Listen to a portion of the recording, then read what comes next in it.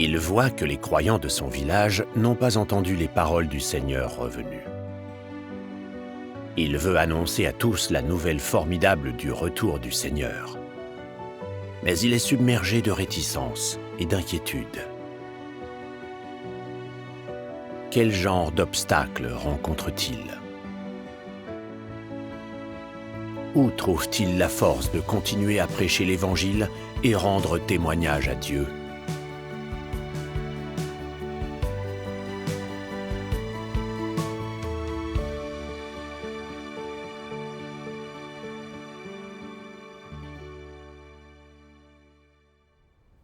Toute ma famille était catholique, comme l'était la plupart des autres familles du village. Mais comme l'église catholique de notre village n'avait pas de prêtre, personne n'y allait plus étudier la Bible depuis longtemps. Et puis, le 22 mai 2020, j'ai lu les paroles de Dieu Tout-Puissant sur Internet. En lisant ces paroles, j'ai su que le Seigneur Jésus était revenu, qu'il était le Christ des derniers jours. Et j'ai accepté l'œuvre de Dieu Tout-Puissant des derniers jours. Dieu soit loué. Plus tard, j'ai lu ces paroles de Dieu. Puisque l'homme croit en Dieu, il doit suivre de près les pas de Dieu. Étape par étape, il devrait suivre l'agneau, partout où il va. Seuls ces gens cherchent le vrai chemin. Seuls ces gens connaissent l'œuvre du Saint-Esprit. Amen. Je savais qu'en tant que croyants, nous devions connaître l'œuvre de Dieu et suivre ses pas. Il y avait beaucoup de croyants dans le village, et aucun n'avait entendu la voix de Dieu, ni accueilli le Seigneur Jésus de retour. Donc, j'ai voulu leur partager la nouvelle du retour du Seigneur. Mais j'avais tout de même un peu peur. Je trouvais que j'étais jeune, je ne savais pas prêcher l'Évangile, et donc ils ne m'écouteraient certainement pas. Je craignais qu'ils me regardent de haut et me disent « Tu es si jeune, pourquoi prêcher au lieu d'aller au lycée ou de trouver un travail ?» Et puis, ils étaient croyants depuis des années, alors écouteraient-ils mon témoignage du retour du Seigneur Jésus ? Comment me traiteraient-ils ? Comment pouvais-je résoudre les notions ou les confusions qu'ils pourraient avoir ? Et s'ils s'opposaient à ce que je crois en Dieu Tout-Puissant et prêchent l'Évangile ? On est forcément très inquiet face à toutes ces inconnues-là. C'est vrai. C'est très vrai. J'y ai beaucoup réfléchi. Répandre l'Évangile est la volonté de Dieu. Je me devais de prêcher l'Évangile. Alors j'ai prié Dieu et renforcé ma confiance en lisant les paroles de Dieu Tout-Puissant. J'ai lu ceci dans ces paroles. Es-tu conscient du fardeau sur tes épaules, de ta commission et de ta responsabilité ? Où est ton sens de la mission historique ? Comment serviras-tu adéquatement en maître à la prochaine ère ? As-tu un sens élevé de maîtrise ? Comment expliquerais-tu le maître de toutes choses ? Est-ce vraiment le maître de toutes les créatures, de toutes les choses dans le monde ? Quel plan as-tu pour la progression de la prochaine étape de l'œuvre ? Combien de gens attendent que tu sois leur berger ? Ta tâche est-elle lourde ? Ils sont malheureux, pitoyables, aveugles et désorientés, gémissant dans les ténèbres. Où est le chemin ? Combien ils aspirent à ce que la lumière, comme une étoile filante, descende soudainement et dissipe les forces des ténèbres qui ont accablé les hommes depuis tant d'années. Qui peut savoir dans quelle mesure ils espèrent et comment ils languissent jour et nuit ? Ces hommes qui souffrent profondément restent emprisonnés dans un cachot obscur, sans espoir d'être libérés, même un jour où la lumière illumine. Quand cesseront-ils de pleurer ? Le malheur de ces esprits fragiles à qui l'on n'a jamais accordé le repos est terrible. Et ils ont été retenus attachés dans cet état par d'impitoyables liens et par l'histoire figée. Qui a entendu les cris de leurs gémissements ? Qui a observé leur état misérable ? As-tu jamais imaginé à quel point le cœur de Dieu est chagriné et anxieux ?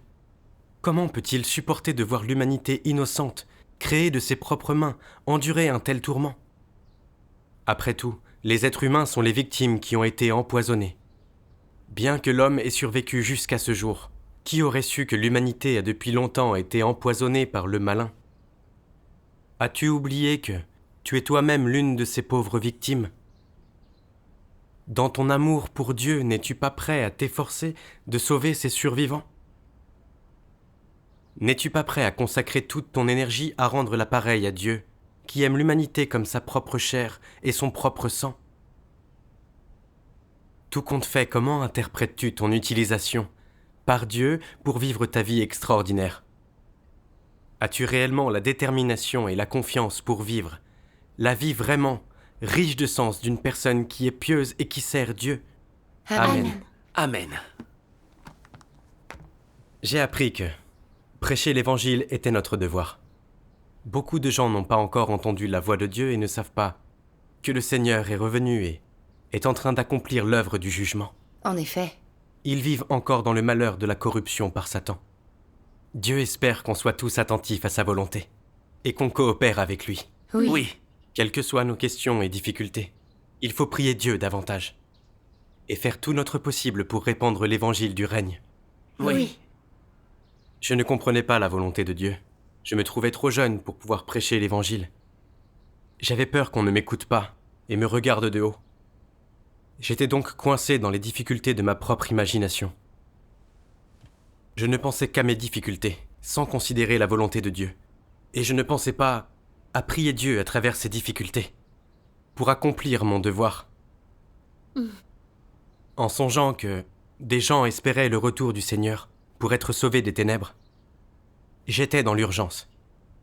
J'ai décidé de tout faire pour diffuser l'évangile de Dieu dans les derniers jours, de consacrer toute mon énergie au travail d'évangélisation.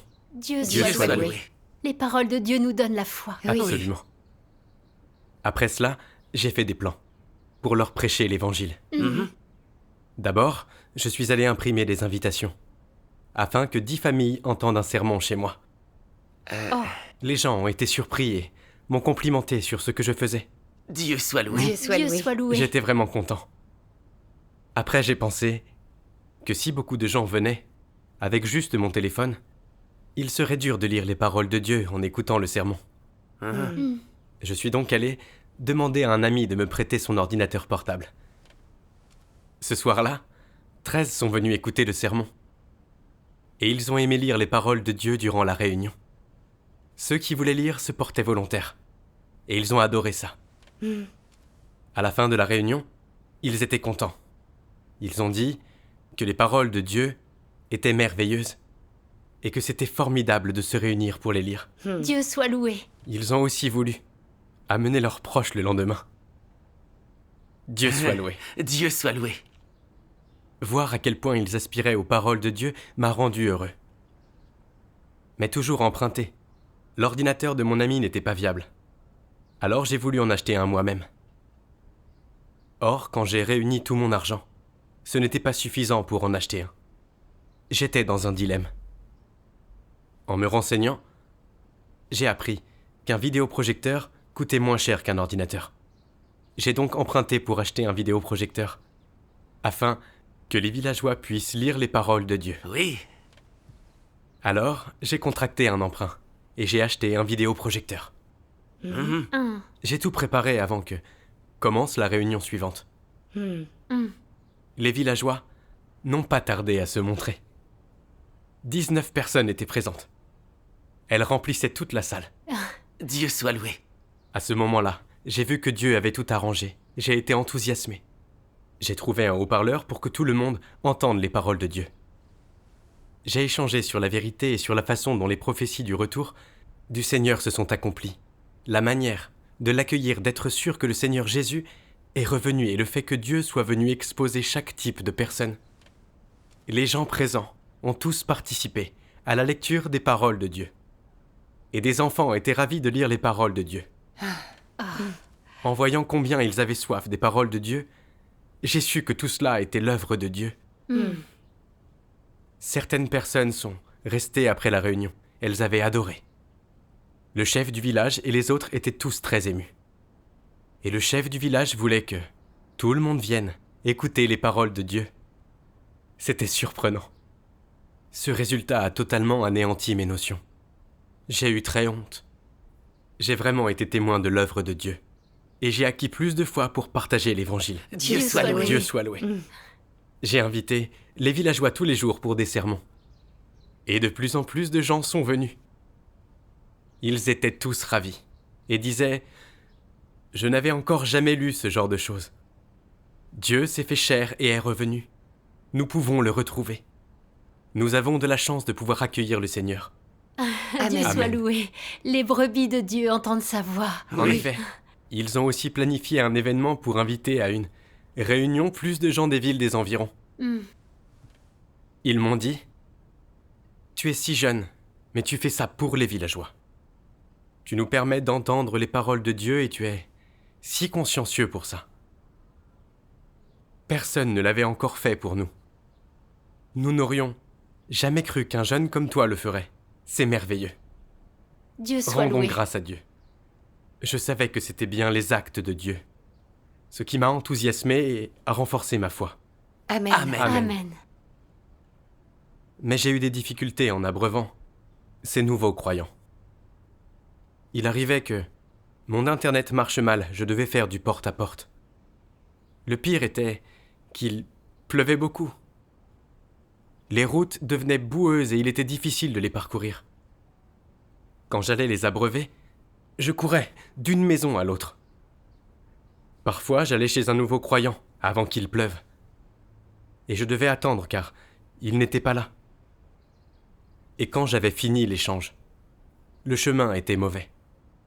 Je m'épuisais et me sentais négatif. Alors je lisais les paroles de Dieu. J'ai lu ceci dans les paroles de Dieu Tout-Puissant. Ne te décourage pas, ne sois pas faible, et je te rendrai les choses claires. La route qui va vers le royaume n'est pas si lisse. Aucune chose n'est aussi simple. Tu veux que les bénédictions viennent facilement, n'est-ce pas? Aujourd'hui, tous auront des épreuves amères à affronter. Sans de telles épreuves, votre amour pour moi ne s'accroîtrait pas, et vous ne m'aimeriez pas vraiment. Même si ces épreuves sont mineures, tout le monde doit les traverser. Leur difficulté variera selon les personnes. Les épreuves sont une bénédiction de ma part, et combien d'entre vous viennent souvent devant moi, quémander à genoux mes bénédictions? Enfants stupides, vous pensez toujours que quelques paroles propices comptent comme ma bénédiction, mais vous ne reconnaissez pas que l'amertume est l'une de mes bénédictions. Lorsque tu fais face à des souffrances, tu dois pouvoir oublier la chair et ne pas te plaindre de Dieu. Quelle que soit ta stature réelle, tu dois d'abord posséder la volonté d'endurer les souffrances, aussi bien que la vraie foi. Et tu dois avoir la volonté de renoncer à la chair. Tu dois être prêt à subir des épreuves et des pertes de tes intérêts pour satisfaire la volonté de Dieu et avoir des regrets vis-à-vis de toi-même. Dans le passé, tu étais incapable de satisfaire Dieu et maintenant tu le regrettes. Tu ne dois manquer d'aucune de ces choses, car c'est à travers ces choses que Dieu te rendra parfait. Si tu ne parviens pas à remplir ces conditions, tu ne peux pas être perfectionné. Amen. Amen. Ces paroles de Dieu m'ont réconforté et encouragé à ne pas baisser les bras, sachant que Dieu m'aidait. Oui. J'avais éprouvé un certain confort physique et j'avais payé un peu le prix pour prêcher l'Évangile. Mais c'était important et précieux, c'était la chose la plus juste, ce qui gagnerait le plus les bénédictions. J'ai pensé à Pierre, à Matthieu et aux autres apôtres, qui avaient beaucoup souffert pour répandre l'Évangile, et certains y avaient même laissé leur vie. Mais ils restaient fermes quand ils prêchaient et ne reculaient jamais. Le peu que j'avais souffert par rapport à eux ne méritait pas qu'on en parle. Avoir la chance de pouvoir accepter l'œuvre de Dieu dans les derniers jours et pouvoir accomplir mon devoir de diffusion de l'Évangile, c'était l'élévation et la grâce de Dieu. Oui. Je me souciais trop de ma chair, ayant peur d'une petite épreuve. Il fallait que je sois prêt à souffrir. Les difficultés ne devaient pas me décourager.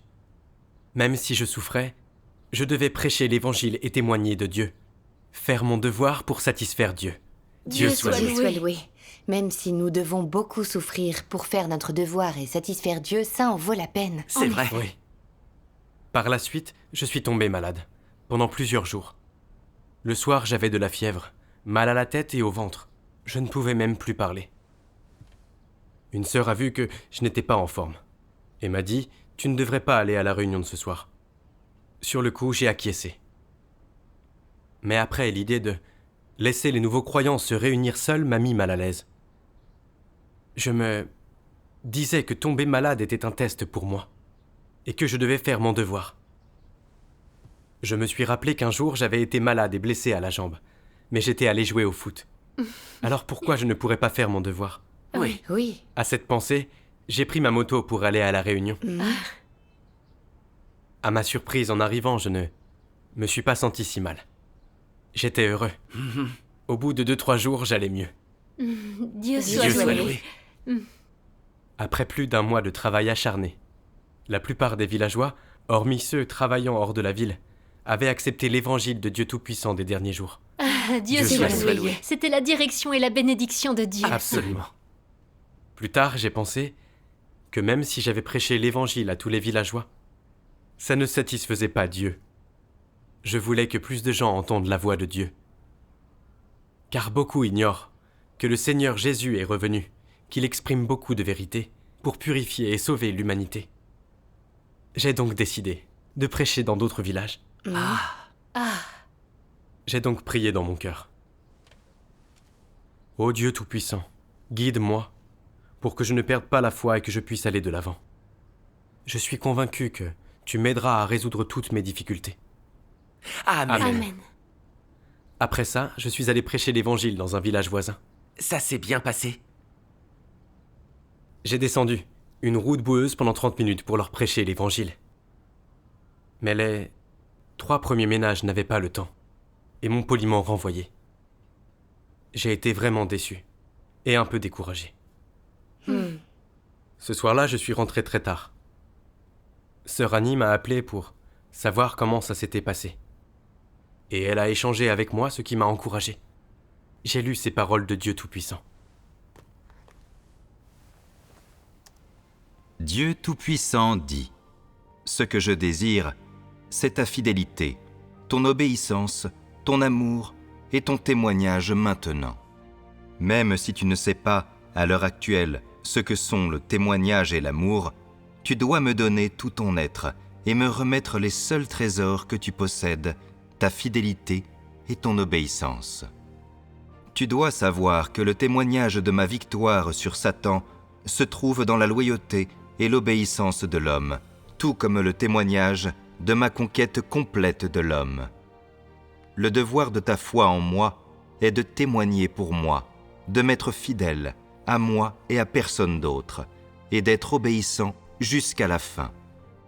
Avant que j'entame la prochaine étape de mon œuvre, comment me rendras-tu témoignage ? Comment me seras-tu fidèle et obéissant ? Vas-tu consacrer toute ta fidélité à ta fonction ou simplement abandonner ? Souhaiterais-tu plutôt te soumettre à tous mes arrangements, même la mort ou la destruction, ou fuir à mi-chemin pour éviter mon châtiment ? Je te châtie afin que tu me rendes témoignage et que tu me sois fidèle et obéissant. En outre, le châtiment à l'heure actuelle sert à inaugurer la prochaine étape de mon œuvre et à permettre à l'œuvre de progresser sans entrave. Par conséquent, je t'exhorte à être sage et à ne pas traiter ta vie ni la signification de ton existence comme un terrain sablonneux sans valeur. Peux-tu savoir exactement ce que sera ma prochaine œuvre ? Sais-tu comment je travaillerai dans les jours à venir et comment se déroulera mon œuvre ? Tu dois connaître la signification de l'expérience que tu as de mon œuvre et en outre, la signification de ta foi en moi. J'ai tant réalisé. Comment pourrais-je abandonner à mi-chemin comme tu te l'imagines ? J'ai accompli une œuvre si vaste. Comment pourrais-je la détruire ? En effet, je suis venu mettre fin à cette ère. Cela est vrai, mais tu dois aussi savoir que je vais commencer une nouvelle ère, une nouvelle œuvre, et surtout diffuser l'évangile du règne. Ainsi, tu dois savoir que l'œuvre actuelle consiste seulement à commencer une nouvelle ère, à jeter les bases pour la diffusion de l'évangile à long terme et pour la conclusion future de cette ère. Mon œuvre n'est pas aussi simple que tu le penses. Elle n'est pas non plus sans valeur ni sans importance, comme tu peux le croire. Par conséquent, je dois encore te dire, tu dois donner ta vie pour mon œuvre, et plus encore, tu dois te consacrer à ma gloire. J'ai tant attendu que tu me rendes témoignage, et j'ai attendu encore plus longtemps que tu répandes mon évangile. Tu dois comprendre ce qu'il y a dans mon cœur. Amen. Amen. Lire ces paroles de Dieu m'a donné de la force. J'ai bien senti que Dieu me disait que je devais avoir foi en lui, et que quelles que soient les difficultés, je ne pouvais pas être faible ni négatif, ni découragé car Dieu nous guide. Exactement. Tant que je serai attentif à sa volonté et que j'irai répandre son évangile, il m'ouvrirait sûrement un chemin. C'est juste. Grâce aux paroles de Dieu, j'ai vu que le partage de l'évangile n'était pas facile, mais exigeait qu'on souffre et qu'on paye un prix. Noé avait prêché l'évangile pendant 120 ans. Et il avait été moqué, dénigré et calomnié par les gens. Il avait beaucoup souffert. Et bien qu'il n'ait pu convertir personne, il n'avait pas renoncé, il avait continué à prêcher l'évangile. Noé était resté ferme dans sa dévotion à Dieu. Il avait fait son devoir d'être créé et gagné l'approbation et les bénédictions de Dieu. Quand Dieu a envoyé le déluge pour détruire le monde, les 8 membres de la famille de Noé ont été sauvés par lui. Ils ont survécu. Et puis, quant à moi, j'avais prêché l'évangile à 3 familles, et je m'étais découragé quand elles l'avaient refusé. Je ne croyais pas véritablement en Dieu. En fait, Dieu avait permis que je connaisse cette situation, cette difficulté. C'était pour perfectionner ma foi et ma dévotion à Dieu. Et donc, qu'ils acceptent ou non l'évangile, je le devais de le prêcher. C'était mon devoir. Amen. Amen. Ton échange est vraiment inspirant pour moi. Oui. Je me sentais découragée lorsque j'avais des difficultés à prêcher. Ma foi en Dieu était absente. Oui, maintenant je vois aussi que les épreuves auxquelles nous sommes confrontés sont une bonne chose. Que nous fier à Dieu pour les surmonter nous aide à voir ses actes et à renforcer notre foi. Oui, Dieu soit loué. Dieu m'a donné la force. Le lendemain, je suis allé prêcher l'évangile dans un autre village. J'ai aussi dit une prière, demandant à Dieu d'éclairer les destinataires potentiels de l'évangile. Ce soir-là, j'ai trouvé quelqu'un d'intéressé par l'évangile. Et qui plus est, j'ai rencontré d'autres personnes à qui prêcher l'évangile. Et j'ai converti 6 personnes. Rendons grâce à Dieu. J'ai été très surpris, car certains étaient catholiques et avaient beaucoup de notions. Mais après mon échange sur les paroles de Dieu, ils ont accepté l'évangile de Dieu Tout-Puissant des derniers jours. Dieu Dieu soit soit loué. loué. Ensuite, je suis allé ailleurs. Et chaque fois que j'allais prêcher l'évangile, je priais, demandant à Dieu de m'éclairer, pour que je sache prêcher et témoigner des paroles de Dieu. À mesure que des gens acceptaient l'évangile de Dieu, ma foi grandissait. Même si, parfois, quand j'allais prêcher à des inconnus, j'étais un peu timide et effrayé. La direction de Dieu m'a donné confiance et le courage d'y faire face. Je savais que je devais échanger, que c'était mon devoir. Oui. Et si je ne partageais pas l'évangile, je ne pourrais pas pratiquer. Et je n'obtiendrais pas plus de vérité. C'est vrai. En partageant constamment l'évangile, j'ai cessé d'être aussi nerveux. Et j'ai compris plus clairement la vérité des visions. Je me suis senti vraiment détendu et libre. Dieu soit soit loué. loué. Sois loué. J'ai vraiment beaucoup gagné en prêchant l'évangile. Si je n'avais pas vécu tout ça, en aucun cas, je n'aurais pu comprendre la règle toute-puissante de Dieu. Et je n'aurais pas pu apprendre l'importance de mon devoir, ni comment chercher Dieu à travers les épreuves. Dieu soit loué. Dieu soit loué. Ton expérience est si bonne.